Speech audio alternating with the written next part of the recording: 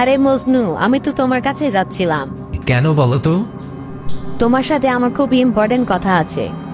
বলো মায়াবতী, কি বলতে চাও? আচ্ছা, তোমার যদি কোনো সমস্যা না থাকে তাহলে অন্য কোথাও যেয়ে বলি। আচ্ছা মায়াবতী, চলো।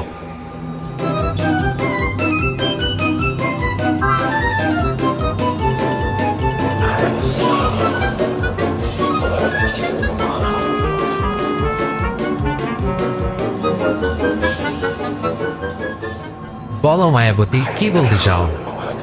আসলে মজনু, আমি তোমার সাথে সম্পর্কটা রাখতে চাই না, মানে ব্রেকআপ করতে চাই।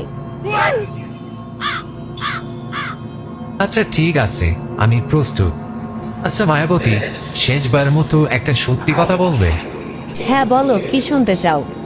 এই যে 3 বছর ধরে আমার পকেটের টাকা দিয়ে ফ্রিতে আইসক্রিম, চকলেট আর ফুচকা খেলে, আচ্ছা তোমার কি কখনো একবার মনে হয়নি এগুলো ফ্রিতে না খেয়ে একটা রসিদ অন্তত কেটে রাখা উচিত ছিল?